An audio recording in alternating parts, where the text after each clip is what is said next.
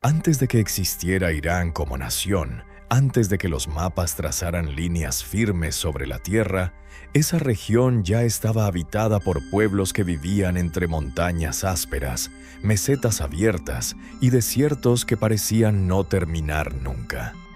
No había un imperio, ni una idea unificada de poder, sino una sucesión de comunidades que aprendían a sobrevivir en un territorio exigente, donde cada estación imponía sus propias reglas. El viento levantaba polvo sobre caminos apenas formados, y la vida se organizaba en torno a clanes, a lealtades cercanas, a decisiones que se tomaban mirando el cielo y la tierra más que cualquier forma de autoridad distante. En ese mundo la noción de imperio no era aún una realidad. Era, en todo caso, una posibilidad que todavía no encontraba forma. Los pueblos que más tarde serían llamados persas no comenzaron como dominadores.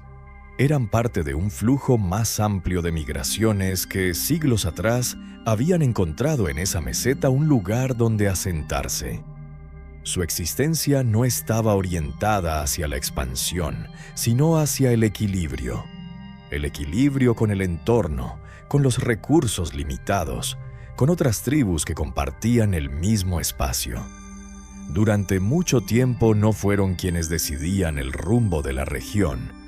Otros pueblos, como los medos, lograron organizar estructuras de poder más amplias y ejercer dominio sobre territorios que incluían a los persas.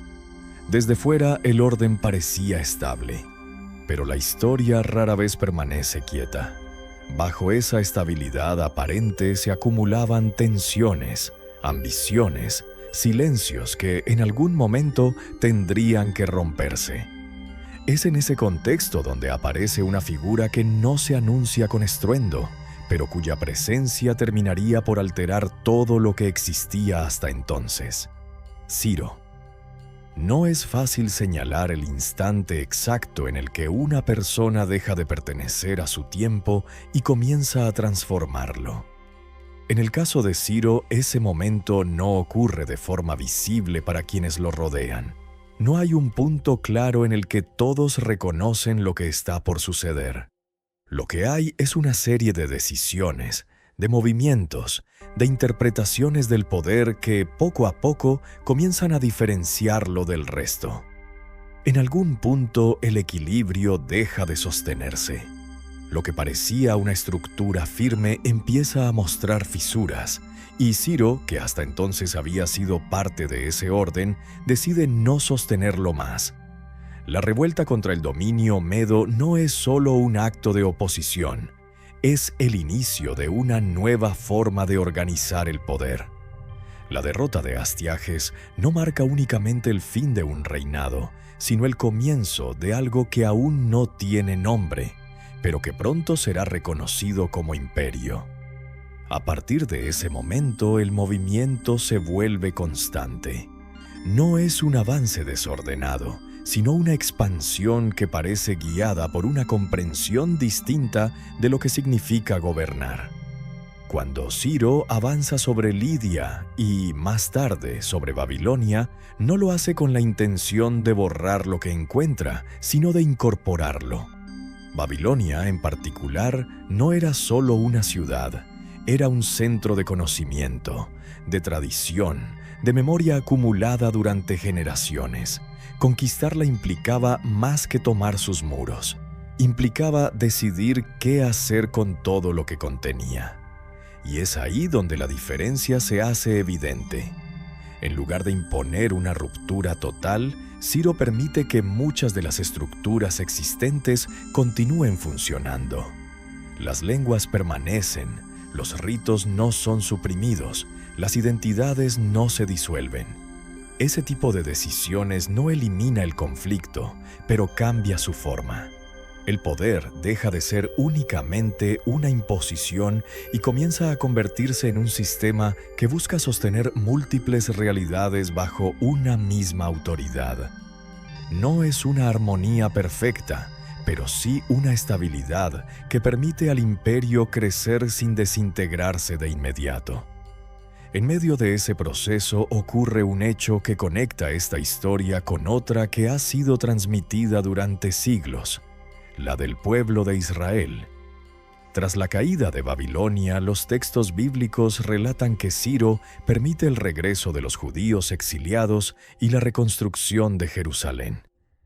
Más allá de la interpretación religiosa que se le ha dado a este acto, lo que resulta significativo es la decisión en sí misma. Permitir el retorno, restaurar un lugar, reconocer la importancia de una identidad colectiva. Ese gesto, visto desde la distancia, revela una forma de ejercer el poder que no depende únicamente de la fuerza, sino también del reconocimiento.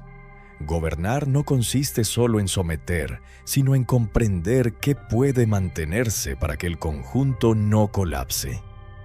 Con el paso del tiempo, esa intuición inicial se transforma en estructura. Bajo gobernantes posteriores, el imperio se organiza en satrapías, regiones administradas por figuras que responden al centro, pero que operan dentro de realidades locales complejas. Los caminos se extienden, conectando territorios lejanos. Los mensajes viajan más rápido que nunca. El comercio encuentra rutas que antes no existían. El llamado camino real no es simplemente una vía de tránsito.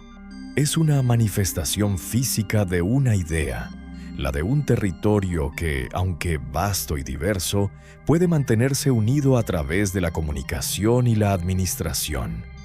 Por esos caminos no solo circulan bienes, sino también órdenes, noticias, decisiones que sostienen la estructura del imperio. Pero todo crecimiento tiene un límite, y toda expansión genera fricción. A medida que Persia se proyecta hacia el oeste, entra en contacto con las ciudades griegas, donde la organización del poder responde a lógicas distintas. Allí, la autoridad no siempre se concentra de la misma manera, y la idea de imperio encuentra resistencia en formas de gobierno que valoran la autonomía. Ese encuentro no podía ser neutro. Era inevitable que derivara en conflicto. Las guerras que siguen no son solo enfrentamientos militares, son choques de formas de entender el mundo, de concebir la autoridad, de organizar la vida colectiva. Y aunque ninguno de los dos lados puede reducirse a una sola idea, la tensión entre ellos deja una marca que se proyecta mucho más allá de su tiempo. Aún así, el imperio persa logra sostenerse durante generaciones. Su extensión, que abarca desde el Valle del Indo hasta el Mediterráneo, lo convierte en una de las estructuras más vastas de su época. Pero esa misma amplitud contiene su fragilidad. Administrar lo diverso exige un equilibrio constante, y cualquier ruptura en ese equilibrio puede expandirse con rapidez. En el siglo IV, antes de nuestra era, ese punto de ruptura comienza a tomar forma. Alejandro, desde Macedonia, inicia una campaña que no solo busca conquistar territorios, sino también apropiarse de una herencia de poder. Las batallas que siguen no son simplemente victorias aisladas, son parte de un proceso que termina por desmantelar la estructura persa. Sin embargo, el final político del imperio no significa su desaparición. Lo que Persia había construido no se disuelve por completo. Sus formas de administración, su manera de integrar territorios, su idea de gobernar lo diverso, continúan influyendo en los imperios que vendrán después. Quizás esa sea una de las lecciones más persistentes de su historia. Que el poder no se mide únicamente por su duración, sino por su capacidad de dejar huella. Y en ese sentido, el imperio persa no fue solo una etapa dentro del pasado, sino una de las formas a través de las cuales la humanidad aprendió a organizarse a gran escala. Entender su origen no es simplemente mirar hacia atrás.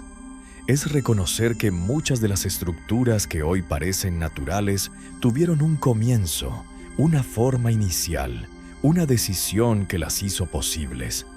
Y es también aceptar que detrás de cada imperio hay algo más que territorios y ejércitos. Hay ideas, hay visiones, hay momentos en los que alguien decide que el mundo puede organizarse de otra manera. Y es en esos momentos, casi siempre silenciosos al principio, donde la historia cambia de dirección,